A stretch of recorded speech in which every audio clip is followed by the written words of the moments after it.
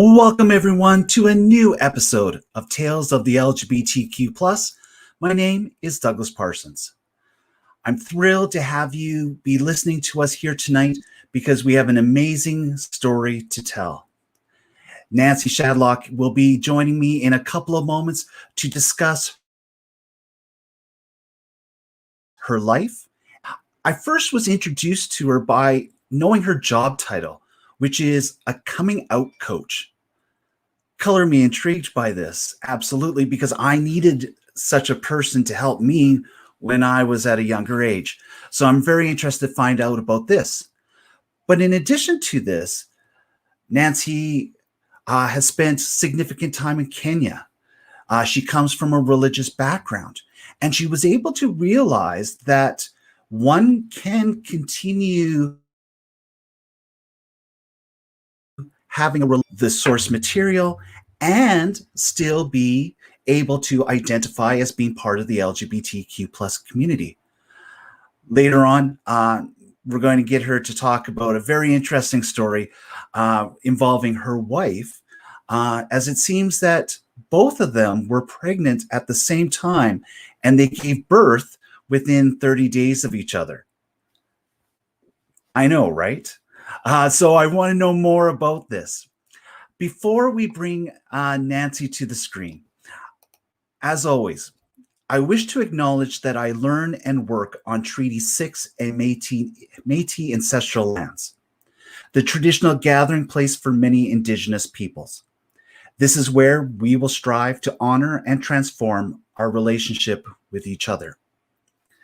I am continually listening and understanding. This Thursday, Cheyenne will join me. Cheyenne is a Two-Spirit and Indigenous powerhouse. She is one E2S in Edmonton, E2S being the Edmonton Two-Spirit Society. We had this interview planned for a long time before the news came out recently about the bodies found at the residential schools. We were initially going to just talk about herself, what it means to be Two-Spirit as she moves forward in her life. But now we're going to add to that. And during that time, I'm going to ask questions and I'm going to listen, stand as much as I can.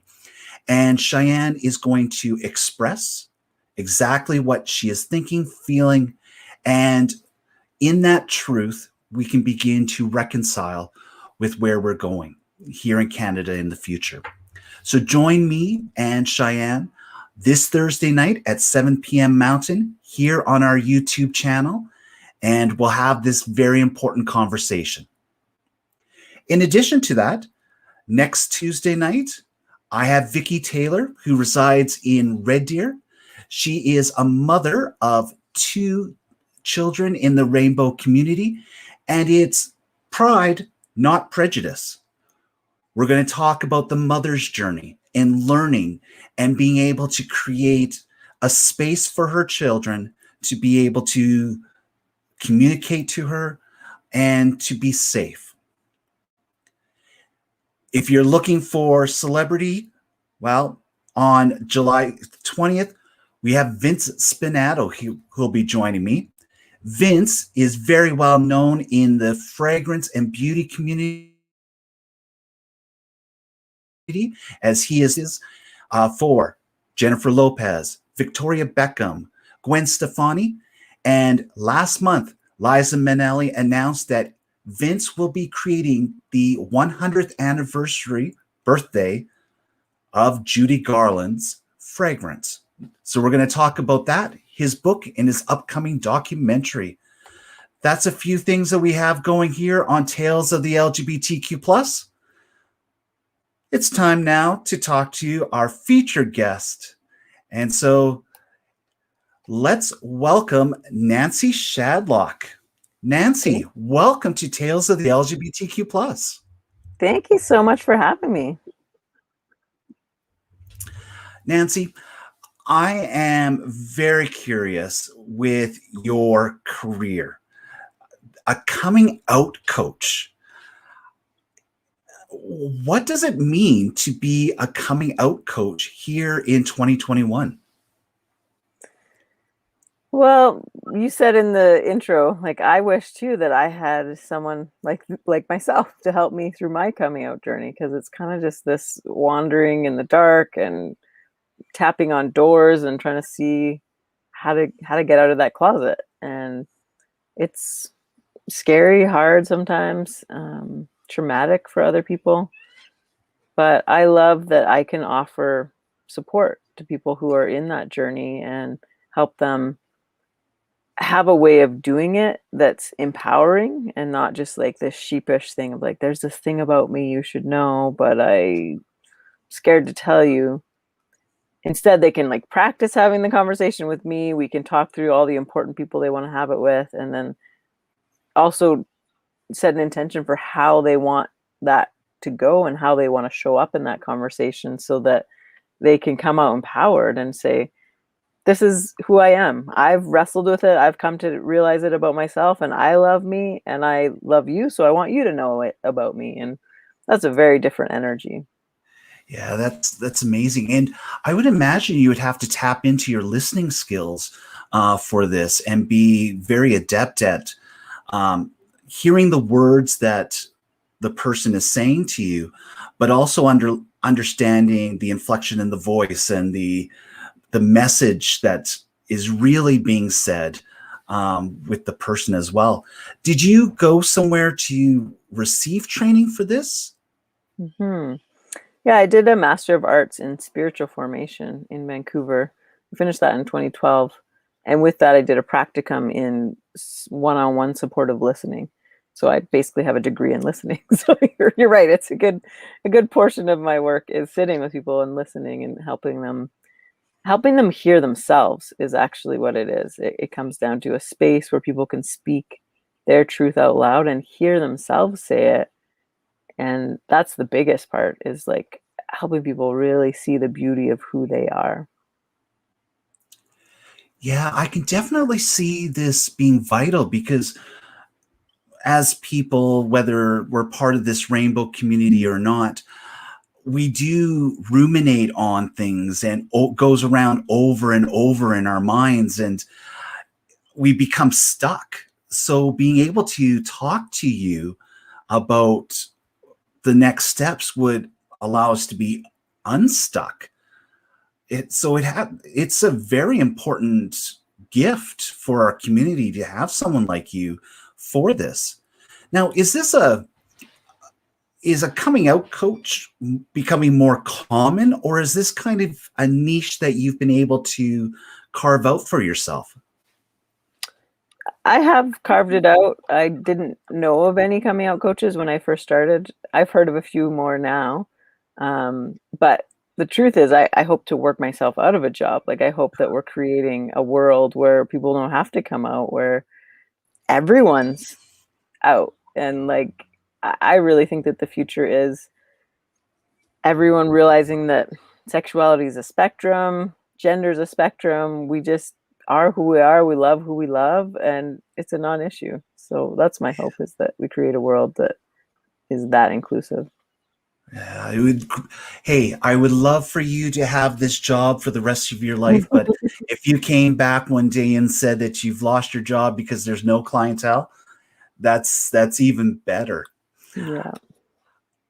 For the people who come to you, is there an observable tendency? Are are the clients younger, middle age, older, male, female, or is it just whomever? Mostly work with women and non-binary folks. And I would say like 30s and older. And so it's people that have, lived a life and often lived a life in the church in some way. And so felt like they could never come out. And then are finally realizing, like, okay, I can speak my truth and my whole world won't implode on me. And now there's a way forward. Yeah. Do you think that there is a stigma for women who church, for being able to voice their truth, their authenticity. Is there a stigma to that? Yeah, for sure. I think, it's hard for everyone. Like, I think anyone who's growing always has a new layer of who they are that they're uncovering. And as we get to the root of us, like closer and closer to the root of who we truly are, it's always another coming out story. Like I have the Coming Out Chronicles podcast, and that's what I say is like I interview people on all kinds of coming out stories, because as we're growing, there's always a coming out, and people are used to us being a certain way, but then once we come out, they have to get used to us all over again, and that's hard for everyone, but stigmatizing more for some than others. Yeah. When your client successfully or unsuccessfully comes out, because everybody's situation is different, is up in the air when it comes to that. Is there an after portion where they come back to you and it's an ongoing process? Or do you find that you've built a relationship where they come back? Because I would imagine that the person is continually coming out, whether it's at work, at home, with friends. What has been your experience when it comes to this aspect? Yeah, I only work with people in larger containers of support, so like either a 3-month or a 6-month container, so that I can journey with them in that longer process. And yeah, some even come back to extend that, because it's having that companionship on the journey so that it's not so lonely. And you're right, there's all these different coming outs. And so like one story I can tell you is when we first met, she came to one of my retreats and said for the first time out loud to a group of people, "I'm gay." And that was her first time to say it out loud. And she continued on working with me, and we went through like coming out to all of her people, and then the dating journey, and that whole realm of, it's a whole nother world. And it's like almost like a second adolescence. And then at one point she was dating this amazing woman and laying on the couch next to her, and she had this moment of like, 6 months ago I was laying on the couch wanting to kill myself, and now here I am laying in the couch in the arms of my love. And just like so incredible to see the change that can happen in someone's life in a very short amount of time. But like so exciting to be right in that front seat, cheering them on, supporting them through all these challenges that like at any one point they might want to turn around and be like, "No, it's too hard, I'm done." But to keep going, to keep entering into your life in a more authentic way is so powerful. Yeah. We're Tales of the LGBTQ plus is available on audio platforms, but also this YouTube platform. And for the YouTube viewers at the moment, you may have seen that moment here when Nancy was just mentioning that glow just left you, because you could see you going back to that memory and the excitement of that success. Mm-hmm. Yeah. Yeah. I truly love You, of getting course, to have do had this to. work. Oh, I'm jealous. I'm absolutely jealous. But everyone's in good hands with Nancy. If someone is looking to have you help them in their journey, what is the best way for them to get a hold of you? Send me an email. My email is nancy@centered.ca. And I also have a place on my website where you can write your confession. Like if you feel like it's too scary to talk or share, you can just anonymously write it in or leave your email and I can follow up with you. But you can start there if it feels better to just like get it out there. This is what's going on for me, and then we can go from there. Perfect. And what is your website? My website is www.centered.ca. Centered spelled in the Canadian way? CENTERED. Perfect. Hey, we've been talking about other people's coming out stories. Let's talk about yours. I've been told, or at least I've read, that you have an interesting coming out story itself. So I am all ears. Yeah, so I mentioned that I was doing my master's in Vancouver, and I had a great life there. After I finished my master's, I had a practice where I was meeting with people, helping them pay attention to what's going on in the deep places. And I was super involved at my church.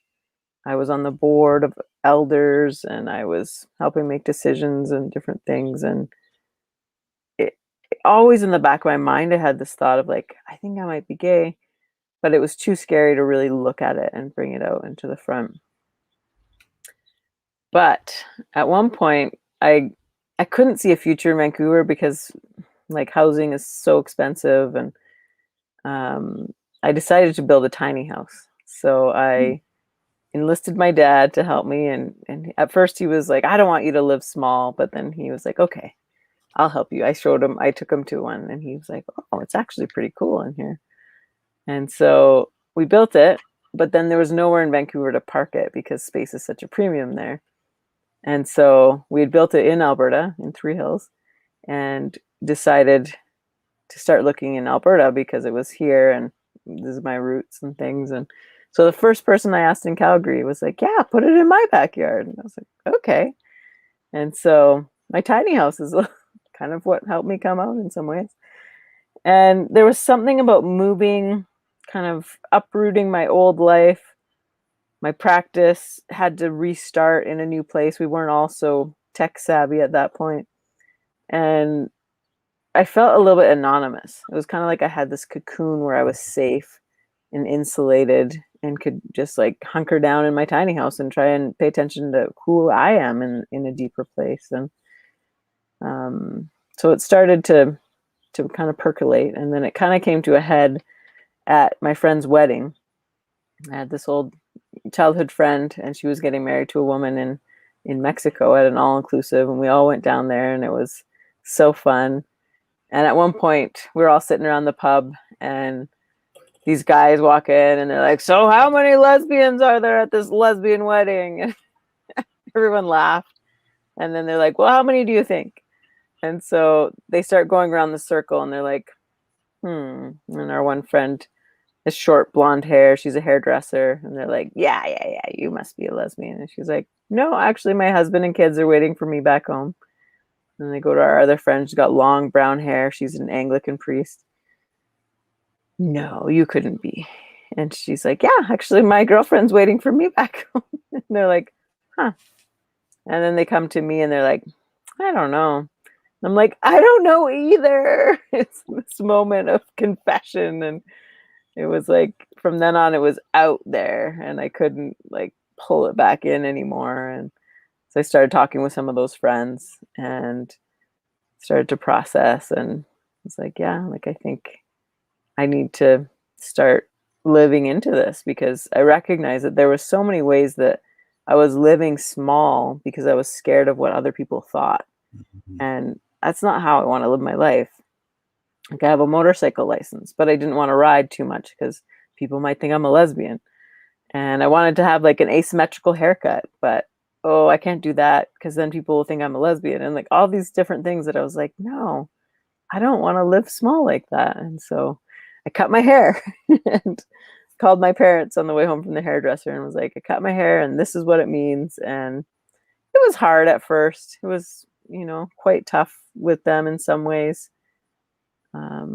But I'm thankful that I know they deeply love me and they deeply value our relationship. And so they've done the work to keep leaning into this and understand the things that they don't understand. And there's still some things that we don't all understand, but there's still a deep love there, which I'm grateful for.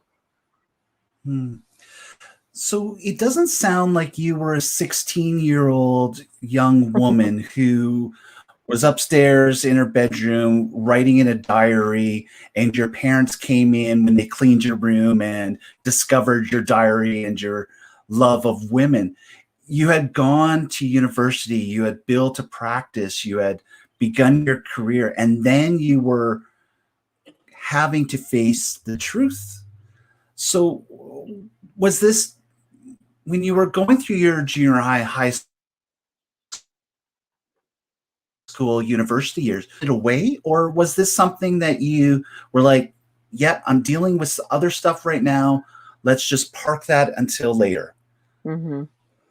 Yeah, it was more the What was that like latter. for you?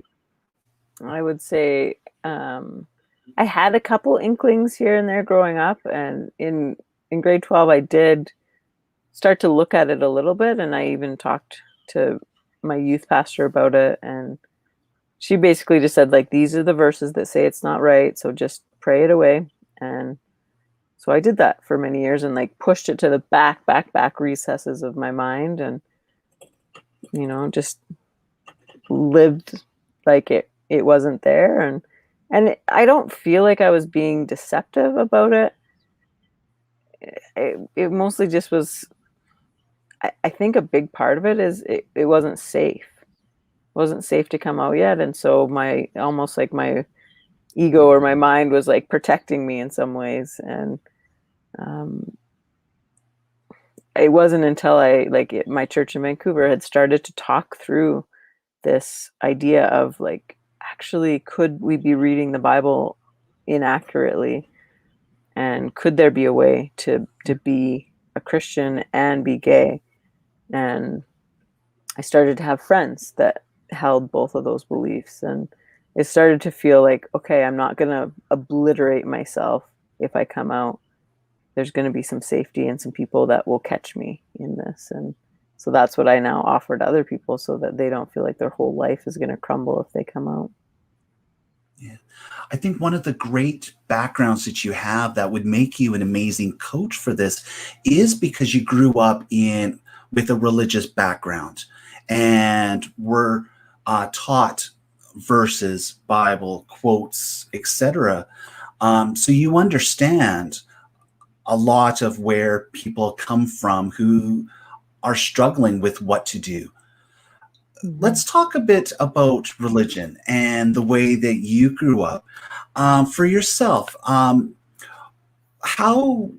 how did religion play out with your life while you were growing up and up until your coming out moment?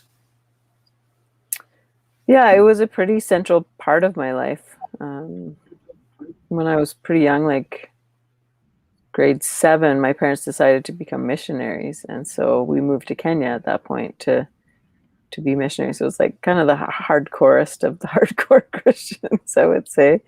But like I had this personal relationship with Jesus, and it was everything to me at that point, and it was so important, and I would say got me through a lot of my adolescence, is like having this deity that I could connect with. And I would say like it's morphed and changed a lot over the years, and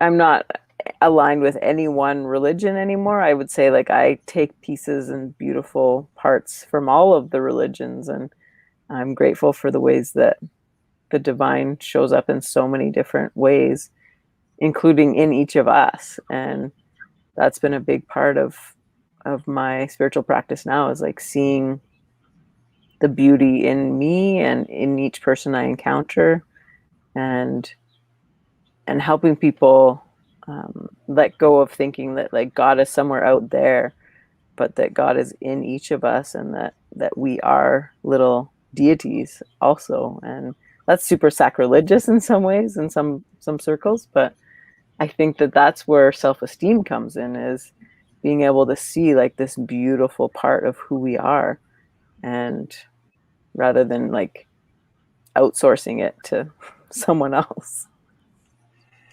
Yeah, before starting this podcast, I didn't know my relation with God or the source, just simply because with so many people I had conversations with, the negativity would come back, and it was at times homophobia wrapped up in Bible quotes. And so I struggled with that, and not realizing that it's the person, not the deity itself. And Emmett Michael, was a guest of mine. I believe it was episode number 5, and he is a singer-songwriter here in Edmonton.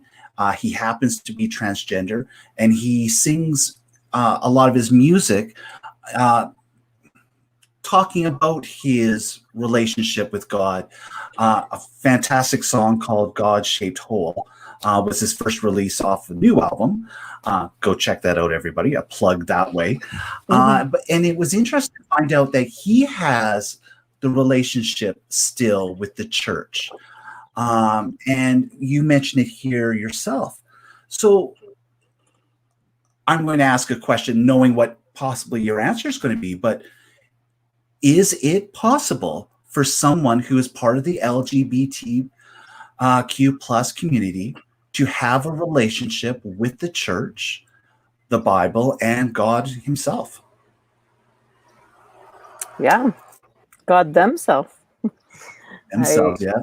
Sometimes I like to say, like, if you're struggling with new pronouns and trying them out, like, imagine talking about God as a they, because God is, I believe, a Trinity. So there's 3, and they're over there, some people think, and things. But yeah, I think so. Like, I've been in my podcast. I interviewed recently the creator of a film called 1946, and it's a film that documents how the Bible changed in 1946. It's like quite recently, and that's when the first time the word homosexual appeared in the Bible. And before then, it was translated in many different ways, and how much damage that has done that the word homosexual is there now. And so seeing the ways that the scriptures can be interpreted in different ways, and contextually, culturally, even if we look as far back as like the turn of last century, when slavery was still current and people thought, can you be a Christian and not have a slave? Or can you be a Christian and have a slave? Like, those things have changed so much in a century. And it's now time for the scriptures and the interpretations to change on the LGBT issue. And so thankfully there are churches that are starting to do this work and are starting to become inclusive spaces for LGBT folks. It's sad not all churches are, and some are, in fact, doubling down in the wrong direction, in my opinion. But yeah, I think it is possible. And that's, again, where I say, like, can you have a relationship with God and be gay? Yeah. In fact, my interpretation of God is that God is in you. And so it's important that you have a relationship with the God in you when you're gay, and to see the beauty that is in you, and not think like, oof, God isn't going to love this part of me, because that's not true. Like, God knows all of you and loves all of you. And that's my sermon for today. Hey, that is a TED Talk I'll listen to at any time, because I do agree with you. It's so hard, though, when the Bible has been used against our community so often, that you just want to put up the X Mm-hmm. and say, whoa. At the same time, we have to realize that religion is evolving in many ways. There is acceptance, and we do see that in the pride parades that we were having before the pandemic began, when churches were part and showing that there was a way as well. So it's important, and a conversation like we're having, or with asking of the questions when it comes to religion, needs to be had. And I'm glad that you're having that, especially with your background. You mentioned Kenya. How many years were you in Kenya with your parents doing the missionary work? I was there for 3 years as a kid, and then a 4th year as an adult. I went back between my bachelor's degree and my master's degree, and did a year as a dorm mom at the boarding school, and gave back to that community because I had loved it so much. Yeah. When I say the word Kenya, What thoughts, words come to your mind when you hear that word?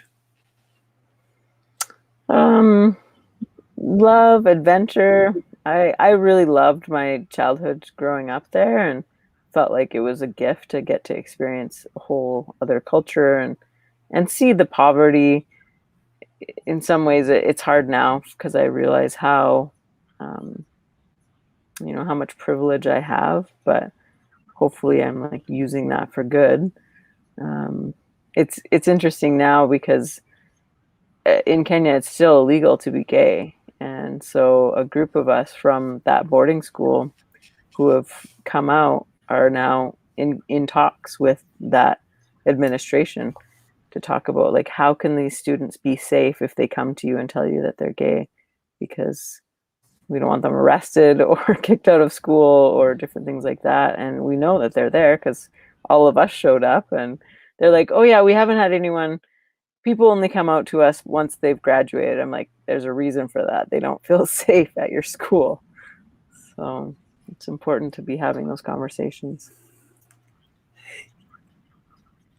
Yeah, and it has been in the news many times over the last number of years with gay refugees and camps, homophobic camps in Kenya itself being attacked, and there's a lot of issues that are taking place. So there's a lot of learning that needs to be done, and as you mentioned, a lot of conversation to make sure that people are safe. Mm-hmm.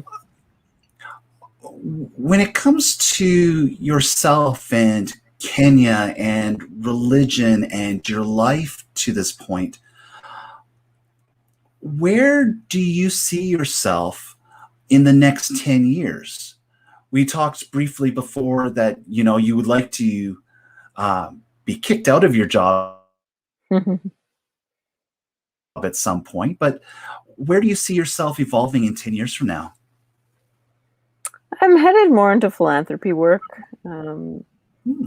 I I love being a coming out coach. I love that even just that label, gives people an anchor of like, oh, I'm interested in that. I want to hear more about that. But it's almost, if I'm more honest, it's coming in coaching, like coming into yourself. And so helping people with that, like coming out kind of denotes this negativity of like, you have to get out of something.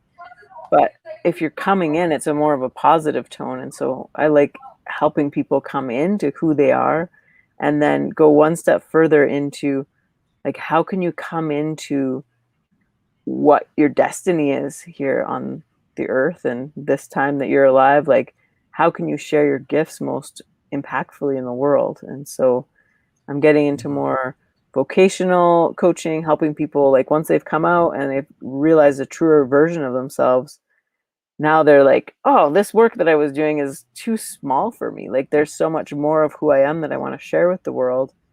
And I'm even dreaming up this new paradigm of leadership where it's not hierarchical, where there's this one white man at the top that is in charge of everything, but there's this group of us that all has equal power and all brings issues to the table, and we figure out how can we create the most good for the most people and work together, all sharing our unique gifts so that we can like make exponential good in the world. And so in 10 years that will be off the ground and flying, and we'll be making this whole world a better place. I love it. Today is Tuesday, July 6th. I don't know where I'm going to be in 10 years, that's for sure. But let's make sure we talk about where people could be in 3 weeks from now. As it's my understanding, you have an upcoming retreat or information session that's coming up. Can you tell our listeners and our viewers more about this? Yeah, so it's along those lines that I was mentioning, where it's coming in coaching. And so we're going to do a 6-week series on work, like coming into work that fits who you are and that is expansive for you. And so, as Doug has said here, it begins on July 30th at 10 a.m. We'll do 6 weeks of Friday morning sessions. That's Mountain Standard Time. And we'll go through different personality tests that I have, different quizzes and challenges. And as a group, get so clear on like who you are and how you can share your gifts impactfully in the world. But then also you'll end up having this amazing group of people that will be cheering you on and working, collaborating together. And it's exponential to see the kinds of things that can happen when we're working together in that way. Yeah. So 6 weeks, every Friday, beginning at 10 a.m. Mm-hmm. And send me, where? yeah, I was going to say, send me an email for that one too, if you're interested. It's a very small select group, so I'd love to meet you if that is kind of, ringing your bell and you want to find out more.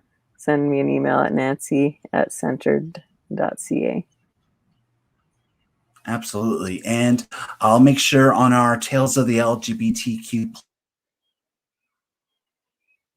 plus sites, I'm your coffee, etc., that we'll make sure that we include this information too as well, because it's important work, and it's work that we need to make sure that we put out there to the world. I love the coming in that you've mentioned. It resonates very much with me. So I needed to hear that tonight, and I'll have to reflect upon that and think about that. How long after you came out to your parents and to yourself did you meet the woman who became your future wife? How long did that take afterwards? A few months. It was pretty quick, actually. Wow. Yeah. Wow, you were fast and ready with that. Well, when I started shopping in the right department, I, things moved quickly. That's fantastic. When you open yourself up for love and acceptance and authenticity, it's amazing what happens.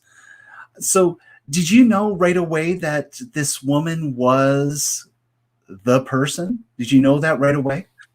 No, actually, I was going after the woman that was next to her. We met at a church. Because where else are you going to meet the thoughtful lesbians? I had tried some online dating. It was just as uninspiring as dating men. And I walked into this church it was a queer church that had started up in Calgary right around the same time I was coming out. So it was very serendipitous.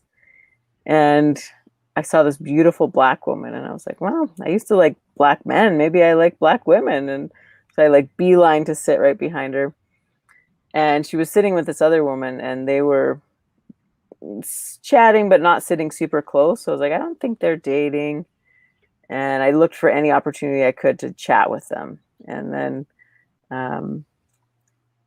at one point, the other woman was sitting there, and she just wasn't really interested in the conversation. And the Black woman and I were just like chatting and asking all these questions of each other. And then at the end, I gave them both my card, and the white woman took my card and like took a picture right away and was really interested in it. And I was like, that's interesting, because she hasn't really chatted with me the whole night. But then she followed me out to my car, and she said, there's more of my story that I wanted to share with you, but it didn't feel like the right moment. Could we go for coffee or something? And I was like, okay. And at that point, I wasn't sure if it was like a date, or if she wanted coaching, or if she wanted what she wanted. And so we went to lunch, and we're sitting there, and she's super nervous, and she's like, I think I'm gay, but you're only the second person I've ever told, but you felt safe, so I thought I would reach out to you. And the other woman that I was with was my youth pastor when I was young, and I didn't want to tell her anything yet. And so that made sense of why she was so quiet. And I was like, okay, what do you want me to do with this information? Gave her a few options. She's like, no, I just want you to be my friend. And I was like, okay, I can do that. And so then fast forward a couple weeks, and I had asked her if she wanted to come see the tiny house, because who doesn't want a tour of a tiny house? They're pretty cool. And sure enough, she came, and there I was less in counselor mode, and she was more in like not so nervous. And we ended up having a great time. We went for a walk and kind of fell in love at that moment and never really parted after that.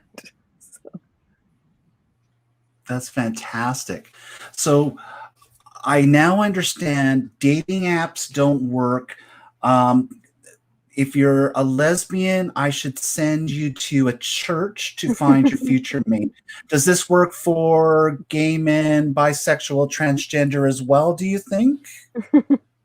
I don't know. It's a pretty rare church to find somewhere where it's filled with good queer folks. Fine. You steal all the people then.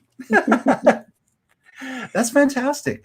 And so obviously you became married and life is good. When did the discussion about children begin? It started pretty quick on. Like we both knew that, well, I knew I wanted to be a mom. She had been saying for many years, like, I don't want to have kids. And as she got more honest, she was like, actually, I think it was more just I couldn't ever envision myself with a man having kids. And so I just said, I don't want kids. But then she's like, once I met you, I was like, I want to have kids with Nancy. And so that was cool to see like that shifted for her. But then once we realized we both wanted to have kids and we both wanted to carry a child, it was like, who goes first? And we couldn't decide. There was different reasons on both sides of who should go first. And then we were like, why don't we just kind of play Russian roulette and see? And so we wanted to go with a known donor rather than a sperm bank because we wanted our kids to be able to know their genetic history and those roots of where they came from on that side. And so we had some awkward conversations and finally tracked down this amazing guy that was willing to do it with us. We went through a few different processes and ended up, he came and gave us his donation and we inseminated both of us at the same time. And we're fully aware that it might take at the same time and that, you know, we were okay with that because we, in some ways, we're like, it'll be like twins. And we love the fact that in Canada, you get a whole year off for maternity leave. And so we wanted to be able to kind of take off for a while and just be together. And so thankfully it didn't quite take at the same time. And 25 days later, it took for, well, one and then 25 days later, the other. And sure enough, our babies were born 25 days apart. And so we have a son and daughter. They're almost 3. And it's been a crazy whirlwind, but it's also really beautiful, the babies that we got. How beautiful and amazing is that? You know, just that everything took and both of your kids have genetic markers connected to each other. And that's amazing. Do the kids ask questions at this age, or are they still at that age where they're just figuring out what just being alive means? Yeah, they haven't particularly asked yet. Although today, my daughter brought home a book from one of those little lending libraries that's entitled, Where's My Daddy? I was like, oh gosh, I guess we better get ready.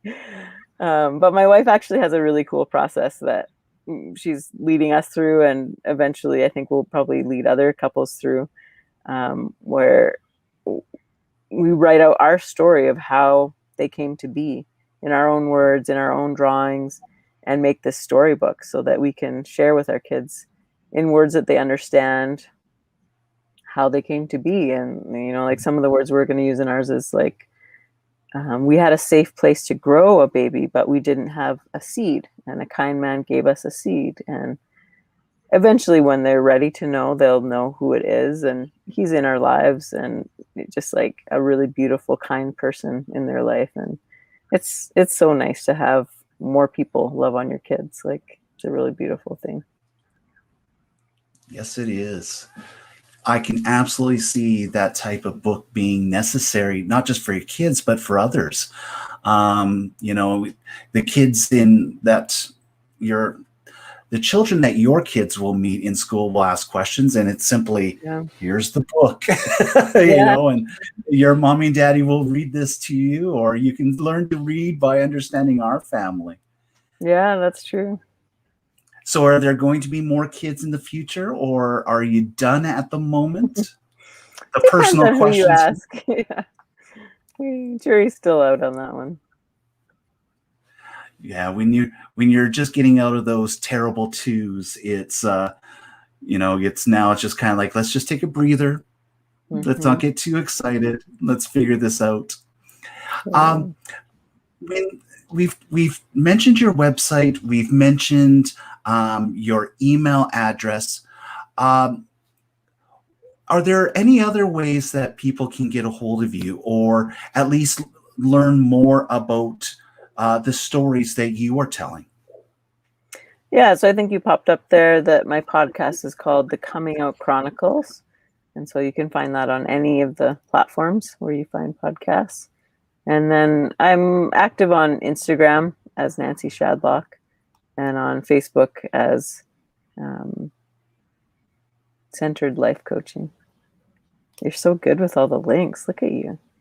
It's awesome. I was prepared. Do you want your LinkedIn up there as well? Sure. Yes, if you'd like to professionally connect with me. Absolutely. Hey, Nancy, I myself came out in a weird way back in the 1990s. My father has the same name as me, and I had gone to university and and I went back all the way to my small town, very small town in central Alberta. I had broken up with this person, and I was playing downstairs with my kid's sister, and my parents called me upstairs. And when you move and the air is completely still and your body just knows something was going to happen? I moved up the stairs and my parents were looking out the front bay window. And when I got closer, I started hearing the sound. And when I looked out, my body just heaved and I broke. And because it was the person I had just broken up with, and he was on my parents' front lawn saying, "Doug, I love you. Don't break up with me." And my dad doesn't look away from the sight. And all he says is, "Can you please get rid of him before the neighbors think he's talking to me?" And he left. And my mom just put her hand on my arm and said, "I've known for years, but I didn't think this is when you were going to be coming out. And we'll talk later." And that's how I came out to my Wow. family. Yeah. So I came out simply because my dad didn't want to be out his name, which happened to be the same as mine. So commence fetal position after that for sure. So Yeah. I am hopeful that your clients have a better experience than that. Although a good story is always a good story. Mm-hmm. Nancy, we're wrapping up here. We're coming to the end of our time together. Um, I just want to repeat again, you have an upcoming 6-week series that's beginning at the end of this month on July 30th. Can you just repeat again a little bit about what people will be doing through this 6-week journey? Yeah, so my clients have been realizing, the new them feels the old clothes, the old life feels ill-fitting, and so they're wanting to step into more vibrancy and more sharing their gifts in a more exponential way in the world. And so we're coming together with a small group where we'll go through what are your superpowers, what are your gifts. We'll go through some different personality profiles and testing that I have, and some experiences that we'll do together where you'll get really clear on like, oh yeah, this is what I'm amazing at. How can I create a life with more of this? And like, how can I create a vocation where I'm doing this more? Or how can I tweak my current job so that I have more of these things in it, so that it's so much more enlivening and life-giving. And so join us. It'll be on Friday mornings and 6 weeks from July 30th. That sounds fantastic. Yeah, absolutely. For all my listeners who usually tune in, please do check out Nancy's information. As I mentioned before, do this through our podcast sites on Facebook, Instagram, Twitter, etc. We'll make sure that we connect you with Nancy. And I'm confident that if you have any questions, we can make sure that Nancy hears about it. But again, please contact Nancy yourself through a variety of different ways here as well. So Nancy, we've spent an hour getting to know you a little bit. You know, you've got the story about your wife, your kids, the church, religion, the tiny houses. It amazes me that you were a builder of a tiny house, and yet you being a tiny house herself, you burst through that tiny house and you've got a lot of love and a lot of things that you've been able to do. And you're continuing to build larger houses as you go through your life. And it's just fantastic to see. Thank you so much for coming on Tales of the LGBTQ plus and letting people know your story. Thanks so much for having me. It was really wonderful to chat with you. Yeah, and we'll talk to you for sure more in the coming days, months, and years, because your journey is not done, and it's only going to be flowing for sure. Totally. Before I say goodbye to everyone here, a couple of things. Cheyenne will be here Thursday night at 7 o'clock to talk about herself being a Two-Spirit Indigiqueer powerhouse with E2S, Edmonton Two-Spirit Society. We're going to talk about what that means, but also we're going to talk about residential schools. And with the finding of the children, what does that mean for us as allies, people who want to help, people who are grieving, and where do we go as this entity or this idea of Canada, especially when it's been shaken so much in the last 2 months. So a very important conversation this Thursday. Next number of weeks, we have a number of wonderful guests as well. So on behalf of Nancy, Douglas Parsons, thanking all of you for joining us here on Tales of the LGBTQ+, reminding you to be good and always text when you get home. Until next time, everyone.